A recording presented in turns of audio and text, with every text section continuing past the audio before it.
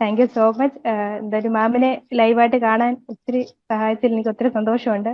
ഈ ഒരു മൊമെന്റ് ഞാൻ ഒത്തിരി ഹാപ്പി ആയിട്ട് എന്ന് വെച്ചാൽ ഒത്തിരി ആഗ്രഹിച്ചാണ് എല്ലാവരുടെയും ടെസ്റ്റിമോണിയിൽ കേൾക്കുമ്പോൾ ഇതുപോലൊരു അവസരം കിട്ടിയിരുന്നെങ്കിൽ എന്ന്.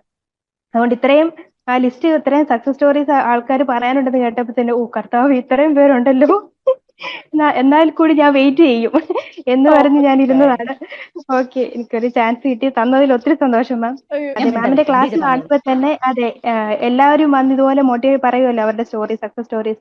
അപ്പൊ ഉം. തന്നെ നമുക്ക് ഒത്തിരി ഇൻസ്പിറേഷൻ ആണ്. അതെ, ഇത് പഠിക്കണം, ഇത് പഠിച്ചെടുക്കണം, അങ്ങനെ ഒരു മൈൻഡ് നമുക്ക് കിട്ടും. ആദ്യം തന്നെ ഞാൻ ദൈവത്തിന് ഒത്തിരി ഒത്തിരി നന്ദി പറയുന്നു. ഇതെന്റെ ഫസ്റ്റ് അറ്റംപ്റ്റ് ആയിരുന്നു എക്സാം. എനിക്ക് ഉം. സാറേ ഇത്രയും ടഫസ്റ്റ് എക്സാം എനിക്കറിയത്തില്ലായിരുന്നു എങ്ങനെ കിട്ടുമെന്ന്. മാമിന്റെ ഒത്തിരി മാമിന്റെ ക്ലാസ് സിമ്പിൾ ഇംഗ്ലീഷ് എല്ലാം ഒത്തിരി എഫക്റ്റീവ് ആയിരുന്നു മാം. പക്ഷെ മാം ഇത്രയും ഡിഗ്രി ഹോൾഡർ ആയിട്ട് കൂടി മാം അത്രയും സിമ്പിൾ ആയിട്ട് അയ്യോ. ആ നഴ്സിംഗ് കാര്യങ്ങളെല്ലാം ഓരോ ഡിസീസ് കണ്ടീഷൻസ് അത്രയും സിമ്പിൾ ആയിട്ട് പറയുമ്പോൾ ഐ എം സോ പ്രൗഡ് മാം. മാമിന്റെ ഒരു സ്റ്റുഡന്റ് ആയതിൽ എനിക്ക് ഒത്തിരി സന്തോഷമുണ്ട്.